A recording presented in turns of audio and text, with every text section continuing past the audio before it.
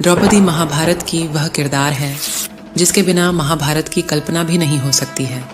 महाभारत का युद्ध भले ही पांडवों ने जीता था, लेकिन युद्ध को जीतने की प्रेरणा द्रौपदी ही थी। द्रौपदी वह ज्वाला थी जिसने अपनी मर्यादा और सम्मान की प्राप्ति के लिए कौरवों के खून से कुरुक्षेत्र के मैदान की प्यास बुझाई। लेकिन इनका जीवन और अंत ऐसे रास्तों से गुजरता है जिन्हें जानकर हर कोई हैरान रह जाता है। आइए जानते हैं द्रौपदी का इतिहास। द्रौपदी का जन्म। पौराणिक कथा के मुताबिक गुरु द्रोण से मिली हार के कारण राजा द्रुपद बहुत लज्जित हुए और द्रोण से बदला लेने के उपाय सोचने लगे।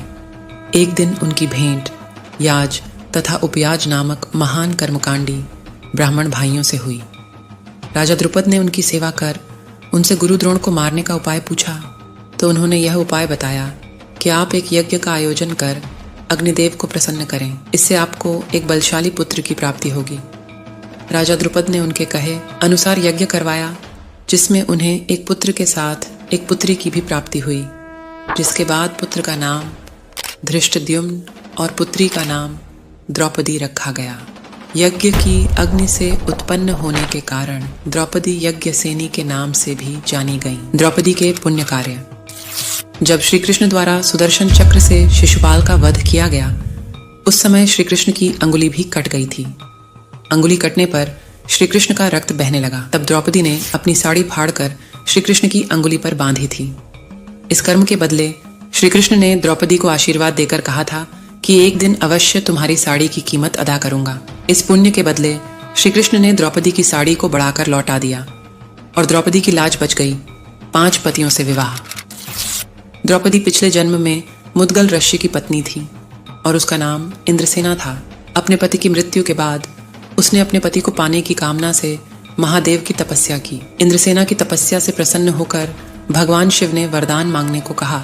तब इंद्रसेना ने वरदान में 5 बार कहा कि वह सर्वगुण संपन्न पति चाहती है, जो धर्मपरायण, बलशाली, श्रेष्ठ धनुर्धर, तलवार विद्या में निपुण और सुंदर हो।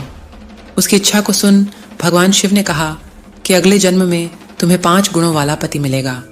इंद्रसेना के 5 बार पति की कामना दोहराने और एक व्यक्ति में 5 गुणों का समावेश असंभव होने के कारण जब इंद्रसेना ने द्रौपदी के रूप में जन्म लिया तो उसकी शादी पांडवों से हुई। पांडवों में वह 5 गुण थे। द्रौपदी की पूजा।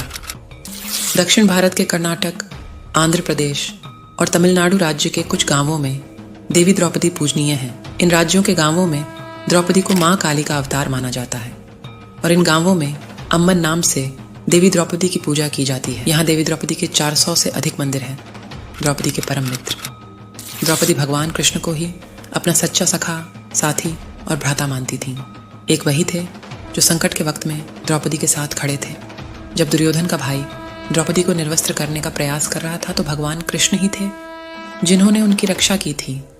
कमेंट्स में जय श्री कृष्ण ज़रूर लिखें। ऐसे ही और भी वीडियो के लिए हमारे चैनल को सब्सक्राइब करें।